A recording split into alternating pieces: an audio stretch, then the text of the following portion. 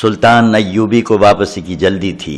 اسے فکر یہ تھی کہ اس کی غیر حاضری میں صلیبی کوئی جنگی کارروائی نہ کریں۔ نور الدین زنگی کی بھیجی ہوئی کمک تو وہاں کرک اور شوبک کے علاقے میں پہنچ چکی تھی۔ قاہرہ کی فوج بھی ادھر جا رہی تھی، لیکن ان دونوں فوجوں کو اس علاقے سے روشناس کرانا تھا۔ اس نے اپنے دفتر میں جا کر اپنے بھائی تقی الدین، علی بن سفیان، اس کے نائب حسن بن عبداللہ کوتوال، غیاث بلبین اور چند ایک نائبین اور حکام کو بلا لیا۔ وہ زیادہ تر ہدایات تقی الدین کو دینا چاہتا تھا۔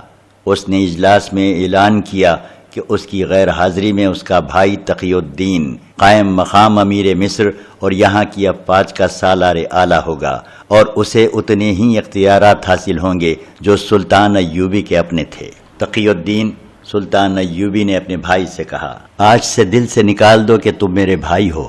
نا اہلی، بددیانتی، کوتاہی، غداری یا سازش اور بے انصافی کا ارتکاب کرو گے تو اسی سزا کے مستحق سمجھے جاؤ گے جو شریعت کے قانون میں درج ہے۔ میں اپنی ذمہ داریوں کو اچھی طرح سمجھتا ہوں امیر مصر، تقی الدین نے کہا، اور ان خطروں سے بھی آگاہ ہوں جو مصر کو درپیش ہیں۔ صرف مصر کو نہیں، سلطان ایوبی نے کہا، یہ خطرے سلطنت اسلامیہ کو درپیش ہیں اور اسلام کے فروغ اور سلطنت کی توسیع کے لیے بہت بڑی رکاوٹ ہیں۔ ہمیشہ یاد رکھو کہ کوئی بھی خطہ جو سلطنت اسلامیہ کہلاتا ہے وہ کسی ایک فرد یا گروہ کی جاگیر نہیں، وہ خدائے عز و جل کی سرزمین ہے، اور تم سب اس کے پاسبان اور امین ہو۔ اس کی مٹی کا ذرہ ذرہ تمہارے پاس امانت ہے۔ اس کی مٹی بھی جب اپنے کام میں لانا چاہو تو سوچ لو، کسی دوسرے انسان کا حق تو نہیں مار رہے، خدا کی امانت میں خیانت تو نہیں کر رہے۔ میری باتیں غور سے سن لو تقی الدین۔ اسلام کی سب سے بڑی بدنصیبی یہ ہے کہ اس کے پیروکاروں میں غداروں اور سازش پسندوں کی تعداد بہت زیادہ ہے۔ کسی قوم نے اتنے غدار پیدا نہیں کیے جتنے مسلمانوں نے کیے ہیں، یہاں تک کہ ہماری تاریخ جو جہاد اور اللہ کے نام پر جنگ و جدل کی قابل فخر تاریخ ہے، غداری کی بھی تاریخ بن گئی ہے، اور اپنی قوم کے خلاف سازش گری ہماری روایت بن گئی ہے۔ علی بن سفیان سے پوچھ تقی، ہمارے وہ جاسوس جو صلیبیوں کے علاقوں میں سرگرم رہتے ہیں بتاتے ہیں کہ صلیبی حکمران مذہبی پیشوا اور دانشوران اسلام کی اس کمزوری سے واقف ہیں کہ مسلمان زن، زر اور اقتدار کی لالچ میں اپنے مذہب، اپنے ملک اور اپنی قوم کا تختہ الٹ دینے سے بھی گریز نہیں کرتا۔ سلطان ایوبی نے اجلاس کے شرکا پر نگاہ دوڑائی اور کہا، ہمارے جاسوسوں نے ہمیں بتایا ہے کہ صلیبیوں نے اپنے جاسوسوں کو ذہن نشین کرایا ہے کہ مسلمان کی تاریخ جتنی فتوحات کی ہے اتنی ہی غداری کی تاریخ ہے۔ مسلمانوں نے اتنی فتوحات حاصل نہیں کی جتنے غدار پیدا کیے ہیں۔ رسول اکرم صلی اللہ علیہ وسلم کی وفات کے فوراً بعد مسلمان خلافت پر ایک دوسرے کے خلاف لڑنے کے لیے اٹھ کھڑے ہوئے۔ انہوں نے اقتدار کی خاطر ایک دوسرے کو قتل کیا۔ ایک خلیفہ یا امیر مقرر ہوا تو خلافت اور امارت کے دوسرے امیدواروں نے اس کے خلاف یہاں تک سازشیں کیں کہ اسلام کے دشمنوں تک سے در پردہ مدد لی، اور جس کے ہاتھ میں خلافت اور امارت آ گئی اس نے ہر اس قائد کو قتل کرایا جس سے اقتدار کو خطرہ محسوس ہوا۔ قومی وقار ختم ہوتا گیا اور ذاتی اقتدار رہ گیا، پھر تحفظ اسی کا ہوتا رہا۔ سلطنت کی توسیع ختم ہوئی، پھر سلطنت کا دفاع ختم ہوا، اور پھر سلطنت سکڑنے لگی۔ صلیبی ہماری اس تاریخی کمزوری سے آگاہ ہیں۔ ہم لوگ ذاتی اقتدار کے تحفظ اور استحکام کے لیے سلطنت کا بہت بڑا حصہ بھی قربان کرنے کو تیار ہو جاتے ہیں۔ یہی ہماری تاریخ بنتی جا رہی ہے۔ تقی الدین اور میرے رفیقو، میں جب ماضی پر نگاہ ڈالتا ہوں اور جب اپنے موجودہ دور میں غداروں کی بھرمار اور سازشوں کے جال کو دیکھتا ہوں تو یہ خطرہ محسوس کرتا ہوں کہ ایک وقت آئے گا کہ مسلمان تاریخ کی تحریروں کے ساتھ بھی غداری کریں گے۔ وہ قوم کی آنکھوں میں دھول جھونک کر لکھیں گے کہ وہ بہادر ہیں اور انہوں نے دشمن کو ناکوں چنے چبوا دیے ہیں، مگر در پردہ دشمن کو دوست بنائے رکھیں گے، اپنی شکستوں پر پردے ڈالے رکھیں گے۔ سلطنت اسلامیہ سکڑتی چلی جائے گی اور ہمارے خود ساختہ خلیفے اس کا الزام کسی اور پر تھوپیں گے۔ مسلمانوں کی ایک نسل ایسی آئے گی جن کے پاس صرف نعرہ رہ جائے گا، اسلام زندہ باد۔ وہ نسل اپنی تاریخ سے آگاہ نہیں ہوگی، اس نسل کو یہ بتانے والا کوئی نہ ہوگا کہ اسلام کے پاسبان اور علمبردار وہ تھے جو وطن سے دور ریگزاروں میں، پہاڑوں میں، وادیوں میں، اجنبی ملکوں میں جا کر لڑے۔ وہ دریا اور سمندر پھلانگ گئے، انہیں کڑکتی بجلیاں، آندھیاں اور اولوں کے طوفان بھی نہ روک سکے۔ وہ ان ملکوں میں لڑے جہاں کے پتھر بھی ان کے دشمن تھے۔ وہ بھوکے لڑے، پیاسے لڑے، ہتھیاروں اور گھوڑوں کے بغیر بھی لڑے۔ وہ زخمی ہوئے تو کسی نے ان کے زخموں پر مرہم نہ رکھا۔ وہ شہید ہوئے تو ان کے رفیقوں کو ان کے لیے قبریں کھودنے کی مہلت نہ ملی۔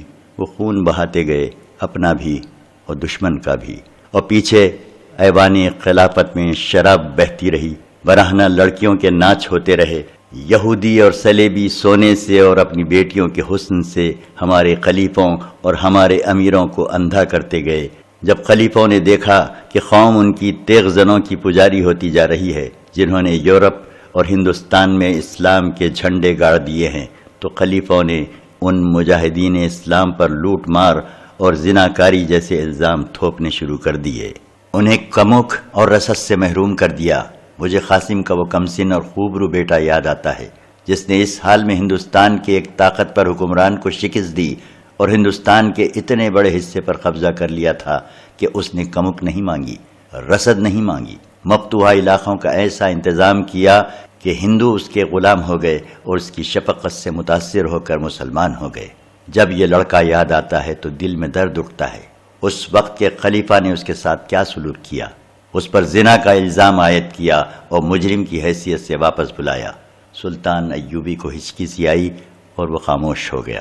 بہاؤالدین شداد اپنی یادداشتوں میں لکھتا ہے، میرا عزیز دوست سلطان ایوبی اپنی فوج کے سینکڑوں شہیدوں کی لاشیں دیکھتا تو اس کی آنکھوں میں چمک اور چہرے پر رونق آ جایا کرتی تھی، مگر صرف ایک غدار کو سزائے موت دیکھ کر جب اس کی لاش کو دیکھتا تو اس کا چہرہ بجھ جاتا اور آنکھوں سے آنسو جاری ہو جاتے تھے۔ محمد بن قاسم کا ذکر کرتے کرتے اسے ہچکی آئی اور وہ خاموش ہو گیا۔ وہ دیکھ رہا تھا کہ وہ آنسو روک رہا ہے۔ کہنے لگا، دشمن اس کا کچھ نہ بگاڑ سکا، اپنوں نے اسے شہید کر دیا۔ دشمن نے اسے فاتح تسلیم کیا، اپنوں نے اسے زانی کہا۔ صلاح الدین ایوبی نے زیاد کے بیٹے طارق کا بھی ذکر کیا، اور اس روز وہ انتہائی جذباتی ہو گیا تھا۔ اس کی زبان رکتی ہی نہیں تھی، حالانکہ وہ کمگو تھا، حقیقت پسند تھا۔ ہم سب پر خاموشی طاری تھی اور ہم سب جسم کے اندر عجیب سا اثر محسوس کر رہے تھے۔ صلاح الدین ایوبی بلا شک و شبہ عظیم قائد تھا۔ وہ ماضی کو نہیں بھولتا تھا، حال کے خطروں اور تقاضوں سے نہ بردازمہ رہتا، اور اس کی نظریں صدیوں بعد آنے والے مستقبل پر لگی رہتی تھیں۔ صلیبیوں کی نظریں ہمارے مستقبل پر لگی ہوئی ہیں، سلطان ایوبی نے کہا۔ صلیبی حکمران اور فوجی حکام کہتے ہیں کہ وہ اسلام کو ہمیشہ کے لیے ختم کر دیں گے۔ وہ ہماری سلطنت پر قابض نہیں ہونا چاہتے، وہ ہمارے دلوں کو نظریات کی تلوار سے کاٹنا چاہتے ہیں۔ میرے جاسوسوں نے مجھے بتایا ہے کہ صلیبیوں کا سب سے زیادہ اسلام دشمن بادشاہ فلپس اگسٹس کہتا ہے کہ انہوں نے اپنی قوم کو ایک مقصد دے دیا ہے اور ایک روایت پیدا کر دی ہے کہ اب صلیبیوں کی آنے والی نسلیں اس مقصد کی تکمیل کے لیے سرگرم رہیں گی۔ ضروری نہیں کہ وہ تلوار کے زور سے اپنا مقصد حاصل کریں گے، ان کے پاس کچھ حربے اور بھی ہیں۔ تقی الدین، جس طرح ان کی نظر مستقبل پر ہے، اسی طرح ہمیں بھی مستقبل پر نظر رکھنی چاہیے۔ جس طرح انہوں نے ہم میں غدار پیدا کرنے کی روایت قائم کر دی ہے، اسی طرح ہمیں ایسے ذرائع اختیار کرنے چاہیے کہ غداری کے جراثیم ہمیشہ کے لیے ختم ہو جائیں۔ غداروں کو قتل کرتے چلے جانا کوئی علاج نہیں، غداری کا رجحان ختم کرنا ہے، اقتدار کی ہوس ختم کر کے حب رسول پیدا کرنی ہے۔ یہ اسی صورت میں پیدا ہو سکتی ہے کہ قوم کی آنکھوں میں رسول اللہ صلی اللہ علیہ وسلم کے دشمن کا تصور موجود ہو۔ مسلمانوں کو معلوم ہونا چاہیے کہ صلیبیوں کی تہذیب میں ایسی بے حیائی ہے جو پرکشش ہے۔ قومیں ان کی تہذیب میں جذب ہوتی چلی جا رہی ہیں۔ ان کے ہاں شراب بھی جائز ہے، عورتوں کا غیر مردوں کے ساتھ ناچنا کودنا اور تنہا رہنا بھی جائز ہے۔ ہمارے اور ان کے درمیان یہی سب سے بڑا فرق ہے کہ ہم عصمتوں کے پاسبان ہیں اور وہ عصمتوں کے بیوپاری ہیں۔ یہی وہ فرق ہے جو ہمارے مسلمان بھائی مٹا دیتے ہیں۔ تقی الدین، تمہارا ایک محاذ زمین کے اوپر ہے، دوسرا زمین کے نیچے، ایک محاذ دشمن کے خلاف اور دوسرا اپنوں کے خلاف۔ اگر اپنوں میں غدار نہ ہوتے تو ہم اس وقت یہاں نہیں، یورپ کے قلب میں بیٹھے ہوئے ہوتے، اور صلیبی ہماری خلافت اپنی حسین بیٹیوں کی بجائے کوئی بہتر ہتھیار استعمال کرتے اور اچھی قسم کی جنگی چالیں چلتے۔ ایمان کی حرارت تیز ہوتی تو اس وقت تک صلیب ایندھن کی طرح جل چکی ہوتی۔ مجھے آپ کی بہت سی دشواریوں کا علم یہاں آ کر ہوا ہے، تقی الدین نے کہا۔ محترم نور الدین زنگی بھی پوری طرح آگاہ نہیں کہ مصر میں آپ غداروں کی ایک فوج کے گھیرے میں آئے ہوئے ہیں۔ آپ اس سے کمک مانگ لیتے، انہیں مدد کے لیے کہتے۔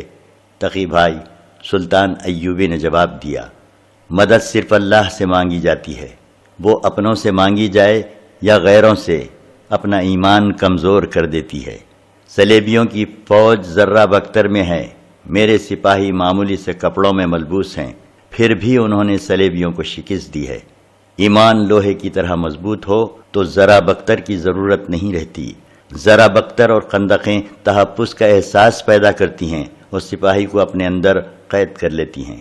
یاد رکھو، میدان میں خندق سے باہر رہو، گھوم پھر کر لڑو، دشمن کے پیچھے نہ جاؤ، اسے اپنے پیچھے بلاؤ۔ مرکز کو قائم رکھو، پہلوؤں کو پھیلا دو اور دشمن کو دونوں بازوؤں میں جکڑ لو۔ محفوظہ وہاں رکھو جہاں سے وہ دشمن کے عقب میں جا سکے۔ چھاپا ماروں کے بغیر کبھی جنگ نہ لڑنا۔ چھاپا ماروں سے دشمن کی رسد تباہ کراؤ، وہ رسد جو پیچھے سے آئے، وہ بھی جو دشمن اپنے ساتھ رکھے۔ چھاپا ماروں کو دشمن کے جانوروں کو مارنے یا ہراساں کرنے کے لیے استعمال کرو۔ آمنے سامنے کی ٹکر سے بچو، جنگ کو طول دو، دشمن کو پریشان کیے رکھو۔ میں جو فوج چھوڑ چلا ہوں یہ محاذ سے آئی ہے، اس نے شوبک کا قلعہ سر کیا ہے، اس نے دشمن کی آنکھ سے آنکھ ملائی ہے، اپنی سپاہیوں کو شہید کرا کے آئی ہے۔ اس فوج میں جان پر کھیل جانے والے چھاپا مار دستے بھی ہیں، اسے صرف اشارے کی ضرورت ہے۔ میں نے اس فوج میں ایمان کی حرارت پیدا کر رکھی ہے، کہیں ایسا نہ ہو کہ تم اپنے آپ کو بادشاہ سمجھ کر اس فوج کا ایمان سرد کر دو۔ ہم پر جو حملہ ہو رہا ہے وہ ہمارے ایمان پر ہو رہا ہے۔ صلیبی تمدن کے اثرات بڑی تیزی سے مصر میں آ رہے ہیں۔ سلطان ایوبی نے اپنے بھائی تقی الدین کو پوری تفصیل سے بتایا کہ سوڈان میں مصر پر حملے کی تیاریاں ہو رہی ہیں۔ سوڈانیوں میں اکثریت وہاں کے حبشیوں کی ہے، جو مسلمان ہیں نہ عیسائی۔ ان میں مسلمان بھی ہیں جن میں مصر کی اس فوج کے بھگوڑے بھی ہیں جسے بغاوت کے جرم میں توڑ دیا گیا تھا۔ سلطان ایوبی نے کہا، لیکن گھر بیٹھے دشمن کا انتظار نہ کرتے رہنا، جاسوس تمہیں خبریں دیتے رہیں گے۔ حسن بن عبداللہ تمہارے ساتھ ہے۔ جہاں محسوس کرو دشمن کی تیاری مکمل ہو چکی ہے اور وہ اب حملے کے لیے اجتماع کر رہا ہے، تم وقت ضائع کیے بغیر حملہ کر دو اور دشمن کو تیاری کی حالت میں ہی ختم کر دو، لیکن پیچھے کے انتظامات مضبوط رکھنا۔ قوم کو محاذ کے حالات سے بے خبر نہ رکھنا۔ اگر خدا نہ خواستہ شکست ہو جائے تو اپنی غلطیوں اور کوتاہیوں کو تسلیم کر لینا اور قوم کو بتا دینا کہ شکست کے اسباب کیا تھے۔ جنگ قوم کے خون اور پیسے سے لڑی جاتی ہے، بیٹے قوم کے شہید اور اپاہج ہوتے ہیں، لہذا قوم کو اعتماد میں لینا ضروری ہے۔ جنگ کو بادشاہوں کا کھیل نہ سمجھنا، یہ ایک قومی مسئلہ ہے، اس میں قوم کو اپنے ساتھ رکھنا۔ میں نے جس فاطمی خلافت کو معزول کیا تھا اس کے حواری ہی ہمارے خلاف سرگرم ہیں۔ معلوم ہوا ہے کہ انہوں نے درپردہ اپنا خلیفہ مقرر کر رکھا ہے۔ ان کا خلیفہ العازد تو مر گیا ہے، لیکن وہ خلافت کو اس امید پر زندہ رکھے ہوئے ہیں کہ سوڈانی مصر پر حملہ کریں گے، ہماری فوج بغاوت کرے گی اور صلیبی چپکے سے اندر آ کر فاطمی خلافت بحال کر دیں گے۔ فاطمیوں کو حسن بن صبا کے قاتل گروہ کی حمایت حاصل ہے۔ میں علی بن سفیان کو اپنے ساتھ لے جا رہا ہوں، اس کا نائب حسن بن عبداللہ اور کوتوال غیاث بلبی تمہارے ساتھ رہیں گے۔ یہ اس زمین دوز گروہ پر نظر رکھیں گے۔ فوج کی بھرتی تیز کر دو اور انہیں جنگی مشقیں کراتے رہو۔ تھوڑے ہی عرصے میں ہمیں اطلاعات مل رہی ہیں کہ مصر کے جنوب مغربی علاقے سے فوج کے لیے بھرتی نہیں مل رہی۔ حسن بن عبداللہ نے کہا، یہ بھی معلوم ہوا ہے کہ وہاں کے لوگ فوج کے خلاف ہوتے جا رہے ہیں۔ معلوم کرایا ہے کہ باعث کیا ہے؟ علی بن سفیان نے پوچھا۔ میرے 2 مخبر اس علاقے میں قتل ہو چکے ہیں، حسن بن عبداللہ نے کہا۔ وہاں سے خبر لینا آسان نہیں، تاہم میں نے نئے مخبر بھیج دیے ہیں، میں اپنے ذرائع سے معلوم کر رہا ہوں، قیاس بلبین نے کہا۔ مجھے شک ہے کہ اس وسیع علاقے کے لوگ کسی نئے وہم میں مبتلا ہو گئے ہیں۔ یہ علاقہ دشوار گزار ہے، لوگ سخت جان ہیں لیکن عقیدوں کے ڈھیلے اور توہمات پرست ہیں۔ توہم پرستی بہت بڑی لعنت ہے، سلطان ایوبی نے کہا۔ اس علاقے پر نظر رکھو اور وہاں کے لوگوں کو توہمات سے بچاؤ۔